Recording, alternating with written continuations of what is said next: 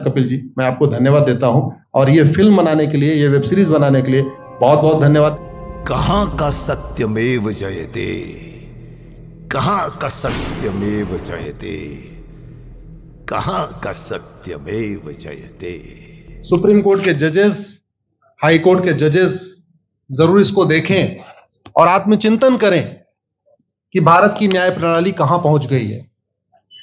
भारत में total 5 crore cases तो वो हैं जो district court, high court, supreme court में है। इसका मतलब 5 करोड़ परिवार न्याय की आशा में बैठा हुआ है। ऑन एन एवरेज एक परिवार में 6 आदमी रख लीजिए, तो यानी 30 करोड़ लोग न्याय की आस लगाए बैठे हुए हैं। 30 करोड़ का मतलब एक अमेरिका, 30 करोड़ का मतलब 15 ऑस्ट्रेलिया, 30 करोड़ का मतलब 7 कनाडा, 30 करोड़ का मतलब 1.5 ब्राजील। इतने लोग भारत में न्याय की आस में बैठे हुए हैं। और ये 5 करोड़ केस तो वो हैं जो district court, high court, supreme court में है। इसके पैरेलल हमारे देश में एक और जुडिशियल सिस्टम है, उसको कहते हैं तहसीलदार, एसडीएम, एडीएम, डीएम, कमिश्नर, जहां पे चकबंदी के मुकदमे चलते हैं। वो इस 5 करोड़ में काउंटेड नहीं है। जो तहसीलदार के यहां मुकदमा होता है, एसडीएम के यहां मुकदमा होता है, एडीएम के यहां होता है, डीएम के यहां होता है, चकबंदी अधिकारी जिसको सीओ कहते हैं, डीडीसी कहते हैं, एसओसी कहते हैं, वो इसके पैरेलल में है और 5 करोड़ मुकदमे वहां पे भी चल रहे हैं। इसका मैं लाइव एग्जांपल देना चाहूंगा भारत की ब्लैक जस्टिस सिस्टम का। 1985 में जौनपुर में एक 10 बीघे जमीन का मुकदमा शुरू हुआ था। अभी वो सबसे नीचे पायदान पे है, जिसको कहते हैं चकबंदी अधिकारी। 1985 में मुकदमा शुरू हुआ, 2023 आ गया, लगभग 37 साल बीत चुके। 37 साल में यह नहीं तय हो पाया कि असली विल कौन सी है। 2 लोगों ने क्लेम किया, वो कह रहे हैं मुझे विल मिली है, वो कह रहे हैं मुझे विल मिली है। 37 साल में यह नहीं डिसाइड हो पाया असली विल किसकी है।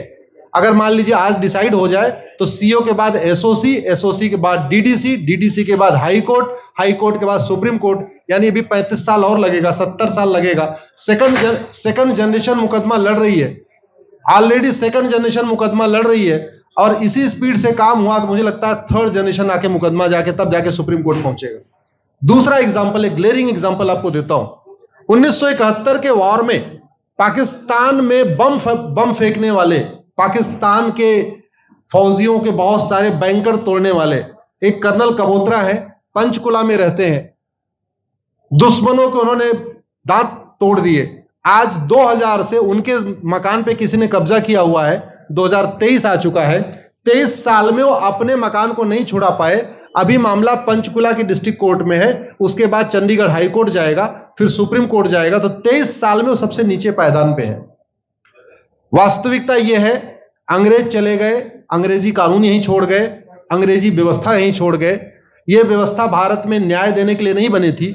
यह जो न्यायिक जुडिशियल सिस्टम था भारत में जो बनाया गया, वो केवल और केवल भारत को लूटने बांटने के लिए बनाया गया था। क्योंकि कानून वही चल रहा है, जुडिशियल सिस्टम वही चल रहा है, इवन हमारा ड्रेस भी वही चल रहा है। अंग्रेज काले कपड़े पहनते थे, हम भी काले कपड़े पहनते हैं। अंग्रेज जून के महीने में उनको गर्मी लगती थी तो 1 महीने छुट्टी करके इंग्लैंड चले जाते थे। आज भी हमारा हाई कोर्ट, सुप्रीम कोर्ट पूरे मई जून बंद रहता है। अंग्रेजों को क्रिसमस के टाइम में दिसंबर में छुट्टी मनाना जाना होता था, 1 महीने छुट्टी कर चले जाते थे। आज भी हमारी हाई कोर्ट, सुप्रीम कोर्ट दिसंबर में, क्रिसमस के टाइम में 15 दिन 20 दिन बंद हो जाती है। तो सोच वही है, किताबें वही है, व्यवस्था वही है, कानून वही है, तो स्वाभाविक सी बात है जस्टिस होगा कहां से? जस्टिस कैसे होगा? हम 2023 में 1860 का इंडियन पिनल कोड लेके घूम रहे, 1861 का पुलिस एक्ट लेके घूम रहे, गवाहों के बयान 1872 के कानून से हो रहे। हमने सब कुछ वर्ल्ड क्लास कर लिया, लेकिन अपने जस्टिस सिस्टम को कंपेयर करने की कोशिश ही नहीं किया। जितने में एक एयरपोर्ट बनता है, एक एयरपोर्ट बनाने में 25,000 करोड़ की लागत आती है। अगर हमारी सरकारों ने एक एयरपोर्ट की कीमत जुडिशियल सिस्टम पे खर्च कर दिया होता तो हमारी न्यायिक व्यवस्था अच्छी हो गई होती। आज घटिया, चूंकि अकाउंटेबिलिटी नहीं है, जुडिशियल सिस्टम में कोई अकाउंटेबिलिटी नहीं है। किसी के साथ न्याय हो जाए, अन्याय हो जाए, कोई फर्क नहीं पड़ता। निर्दोष को जेल हो जाए, जज की कोई अकाउंटेबिलिटी नहीं। दोषी को बेल हो जाए, जज की कोई अकाउंटेबिलिटी नहीं। लाख लोग जेल में सड़ रहे हैं, लाखों धोखेबाज भ्रष्टाचारी बाहर घूम रहे हैं, मूल कारण है ब्लैक जस्टिस सिस्टम। आपने बहुत अच्छा आपने इस पे वेब सीरीज बनाया है, और इस देश में world class airport, world class highway, world class shopping mall, सब कुछ वर्ल्ड क्लास बना लिया। इनफैक्ट अपना मोबाइल का डेटा सुरक्षित रखने के लिए हमारे सांसद, विधायक, जज आईफोन भी यूज करते हैं। अमेरिका का आईफोन यूज करते हैं हमारा डेटा सुरक्षित हो जाए, लेकिन भारत सुरक्षित हो जाए उसके लिए यह नहीं देखते कि जापान में कौन सा कानून है, अमेरिका में कौन सा कानून है, सिंगापुर में क्या अच्छा चल रहा है। कनाडा में रेंट का मामला एक डेट में खत्म होता है। सिंगापुर में अभी कुछ दिन पहले एक व्यक्ति के पास 900 ग्राम गांजा पाया गया, उसको फांसी हुई है। दोबारा वहां ड्रग स्मगलिंग होगी क्या? तो भारत में चाहे वो ड्रग स्मगलिंग है, माफिया राज है, ह्यूमन ट्रैफिकिंग है, इन सब के लिए हमारा जस्टिस सिस्टम जिम्मेदार है। कोई भी अपराध होता है उसमें दो पक्ष होता है, एक पीड़ित, एक अपराध करने वाला। जो पीड़ित होता है वो चाहता है जल्दी उसको न्याय मिल जाए, अपराध करने वाला चाहता है मुकदमा लंबा चले। भारत का न्यायिक सिस्टम अपराध करने वाले के साथ खड़ा है। बलात्कारी चाहता है उसका मुकदमा 30 साल चले, और मुकदमा 30 साल चलता है।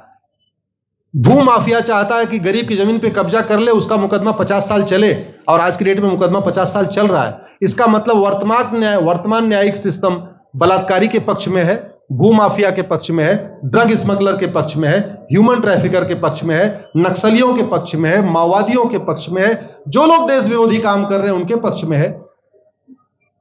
40 साल 50 साल के बाद किसी व्यक्ति ने मिलावट करके लोगों का स्वास्थ्य खराब कर दिया, उसको 50 साल के बाद सजा हो रही है। इस बीच उसने कम से कम पता नहीं कितने लोगों का और भी कर दिया। तो ये जो जस्टिस सिस्टम होता है दवा की तरीके काम करता है। जैसे दवा अच्छी होती है बीमारी तुरंत ठीक हो जाती है, अगर दवा घटिया होती है तो बीमारी बढ़ जाती है। दवा खाने के बाद शरीर एज इट इज नहीं रहता, या तो बीमारी ठीक होती है या तो बीमारी बढ़ती है। अगर कोई आदमी एक गांव में किसी के साथ कुछ गलत कर दे, उसको 6 महीने के अंदर सजा हो जाए, साल भर के अंदर हो जाए, दूसरा अपराध वहां नहीं होगा। लेकिन अगर उस व्यक्ति को पनिशमेंट नहीं मिला तो स्वाभाविक सी बात है उसने उसको और मोटिवेट कर दिया। कहते नहीं ऐसे बुखार है, तुरंत 2 गोली खाइए बुखार ठीक हो गया, लेकिन अगर आपने दवा नहीं खाई या गलत दवा खा लिया तो टाइफाइड होगा या निमोनिया होगा। दुर्भाग्यवश ये हमारा जस्टिस सिस्टम यही कर रहा है। आज की डेट में जितनी समस्याएं हैं, चाहे वो घूसखोरी है, जमाखोरी है, मिलावटखोरी है, कालाबाजारी है, नशा तस्करी है, मानव तस्करी है, सोना तस्करी है, ड्रग स्मगलिंग है, या नक्सलवाद है, या माओवाद है, या कट्टरवाद है, जो भी समस्याएं हैं, उसका एक बहुत बड़ा कारण यह है कि हमारा जस्टिस सिस्टम उसको टैकल नहीं कर पा रहा है, उसको पकड़ नहीं पा रहा है, और इसीलिए भारत में अराजकता है। मैं तो इतने जानता हूं, ऐसी कोई बीमारी नहीं जिसकी कोई दवाई नहीं, ऐसी कोई समस्या नहीं जिसका कोई समाधान नहीं। हम हर चीज के लिए बाहर से चीजें खरीदते हैं, तो हम ये क्यों नहीं देख रहे हैं कि आखिर चाइना का जस्टिस सिस्टम कैसा है, सिंगापुर का कैसा है, कनाडा का कैसा है, फ्रांस का कैसा है, और अमेरिका का कैसा है। हम क्यों नहीं बेस्ट प्रैक्टिसेस उनकी अडॉप्ट कर लेते। दुनिया के कई देशों ने नार्को पॉलीग्राफ ब्रेन मैपिंग कानून बना दिया। मेरी बहन दीपिका नारायण बैठी हुई है, ये लगातार फॉल्स केसेस के खिलाफ, इनको मैं देखता रहता हूं, एक्टिव रहती है। एक कानून बन जाए नार्को पॉलीग्राफ ब्रेन मैपिंग, और कंप्लेन पे अंडरटेकिंग ले लिया जाए कि जो कुछ मैं शिकायत कर रहा हूं इसके लिए मैं अपना नार्को पॉलीग्राफ ब्रेन मैपिंग कराने के लिए तैयार हूं, हजारों की संख्या में फेक केसेस खुद ही खत्म हो जाएंगे। आज की डेट में लोग जुडिशरी की लापरवाही के साथ साथ फर्जी केस से परेशान है, फर्जी गवाही से परेशान है, फर्जी एफआईआर से परेशान है, हजारों परिवार परेशान है। कई बार देखा गया कि जो फैमिली के केसेस होते हैं उसमें कितने सारे फेक केसेस भी आ रहे हैं। तो जो वास्तव में दोषी हैं उनको पनिशमेंट नहीं मिल पा रहा है, जो निर्दोष हैं उनके खिलाफ फर्जी केसेस हो रहे हैं। आज की डेट में गांव में एक दबंग अगर जमीन कब्जा कर लेता है, किसी की हिम्मत नहीं पड़ती उसके खिलाफ कोई गवाही दे दे। लोगों को अपनी जमीन छुड़ाने में 30 साल लड़ना पड़ रहा है, 35 साल लड़ना पड़ रहा है। अगर 30 साल 35 साल के बाद कक्कड़ जी उसको अपनी जमीन मिल भी गई तो उसके साथ न्याय कहां हुआ? 35 साल में उसका टाइम बर्बाद हो गया, 35 साल में उसका पैसा बर्बाद हो गया, 35 साल वो मेंटल ट्रॉमा में रहा, 35 साल उसने तारीख पे तारीख झेली है। और मैं तो डिस्ट्रिक्ट कोर्ट में कई बार जाके देखा, ऐसे परिवारों को देखता हूं जिनके पास बस से आने के लिए पैसा नहीं है, साइकिल से आते हैं। ऐसे परिवारों को देखता हूं जो चाय नहीं पी सकते अपने पैसे से, बेचारे घर से रोटी बांध के और अचार लेके आते हैं, लेकिन वहां मजबूरी में वकील को पैसा देते हैं। तो हमारी कोर्ट कचहरी वास्तव में दलाली का अड्डा बन गया है। हमारी कोर्ट कचहरी भ्रष्टाचार का अड्डा बन गया है। और मैं दुख के साथ कहना चाहूंगा, अदालतों में न्याय हो नहीं रहा है, बल्कि न्याय बिक रहा है। जिनके पास पैसा है, वो उन्होंने कितना बड़ा क्राइम किया हो, मर्डर किया हो, रेप किया हो, उनको जमानत हो रही है। और जिनके पास नहीं है, वो बेचारे जेल में सड़ रहे हैं। कई बार तो देखा गया, मैंने मेरे मर्डर किया एक्स अनंत सिंह ने, लेकिन एक्स अनंत सिंह बाहुबली थे, उन्होंने थानेदार को 20 लाख रुपए दिया, वो वाई अनंत सिंह को लेकर जेल में डाल दिया। नाम वही है। अब उसके बाद क्या हुआ, 20 साल मुकदमा चला और फिर सबूत के अभाव में छूट गया। तो जिसने मर्डर किया वो तो कभी जेल गया ही नहीं। एक निर्दोष जेल गया, 10-20 साल के बाद उसने अपना जमीन बेचा, सब कुछ किया, मां बाप सब कुछ तबाह हो गए, फिर वो सबूत के अभाव में छूट रहा है। तो सबूत के अभाव में अगर 20 साल के बाद छूट भी गया हो, उसका 20 साल कौन लौटाएगा? उसके 20 साल के लिए कौन जिम्मेदार है? उसके 20 साल जो बर्बाद हुआ, उसके लिए संविधान की शपथ लेने वाले जिम्मेदार हैं। संविधान के प्रियम्बल में लिखा है, हम आपको जस्टिस देंगे, हम आपको न्याय देंगे। न्याय देने की जिम्मेदारी किसकी? जिन्होंने शपथ लिया। शपथ कौन लेते हैं? जजेस लेते हैं, सांसद, विधायक, मंत्री लेते हैं। तो आज की डेट में अगर लोगों को न्याय नहीं मिल रहा है, तो इसके लिए वही जिम्मेदार हैं जो संविधान की शपथ लेते हैं। संविधान की शपथ लेने वालों को वेतन, भत्ता, गाड़ी, बंगला इसीलिए मिलता है कि लोगों को न्याय मिल सके, फास्ट जस्टिस मिले, कंप्लीट जस्टिस मिले। अनफॉर्चुनेटली कंप्लीट जस्टिस मिलने में तो 50-60 साल लग जाता है, फास्ट जस्टिस तो सपना हो गया है। इसलिए आज आपने जो ये वेब सीरीज बनाई है, मैं आपको धन्यवाद देता हूं। एक ऐसे विषय पे जिस पे कोई टच नहीं करता, लेकिन जिससे करोड़ों लोग पीड़ित हैं। मैंने कहा ना, 5 करोड़ लोग सीधे district court, high court, supreme court के केसेस से पीड़ित हैं, और 5 करोड़ मुकदमे एसओसी, डीडीसी, तहसीलदार के यहां चल रहा है। तो अगर 5 करोड़ से 30 करोड़ लोग इधर पीड़ित हैं, तो उधर भी पीड़ित है। वास्तव में बहुत बड़ी संख्या भारत में इसी से पीड़ित है। और अपराध, भ्रष्टाचार और जितनी भी अराजकता चल रही है, उसका मूल कारण भी यही है। जस्टिस सिस्टम अच्छा हो जाए, कानून सख्त हो जाए, कानून का खौफ पैदा हो जाए, न्यायपालिका का खौफ पैदा हो जाए, और ये थाने जो दलाली के अड्डे बन गए हैं, तहसील जो दलाली का अड्डा बन गया है, डिस्ट्रिक्ट कोर्ट जो कमीशन खोरी का अड्डा बन गया है, अगर इस पे कंट्रोल हो जाए तो वास्तव में भारत में फिर से राम राज्य आ सकता है। अगर जुडिशियल सिस्टम अच्छा हो जाए, तो जो राम राज्य की कल्पना है, धर्म की जय हो, अधर्म का नाश हो, प्राणियों में सद्भावना हो, विश्व का कल्याण हो, मुझे लगता है उसको फिर से जीवित किया सकता है। आपने मुझे बुलाया कपिल जी, मैं आपको धन्यवाद देता हूं। और ये फिल्म बनाने के लिए, ये वेब सीरीज बनाने के लिए बहुत बहुत धन्यवाद देता रहता हूं। दीपिका जी लड़ती रहती हैं, इनको देखता रहता हूं। बहन नेहा जी आई हैं, ये अपने गानों से मुझे लगता है बहुत अच्छा आप लिखती हैं। और इसी तरीके से कड़वा सच आप लिखते रहिए, कड़वा सच गाते रहिए। लोग आज की डेट में, यंग जनरेशन कड़वा सच सुनना चाहती है। मीठे झूठ ने इस देश में शुगर, डायबिटीज पैदा कर दिया। भारत केवल लोग डायबिटीज से नहीं पीड़ित हैं, बल्कि हमारी व्यवस्था को डायबिटीज हो चुका है।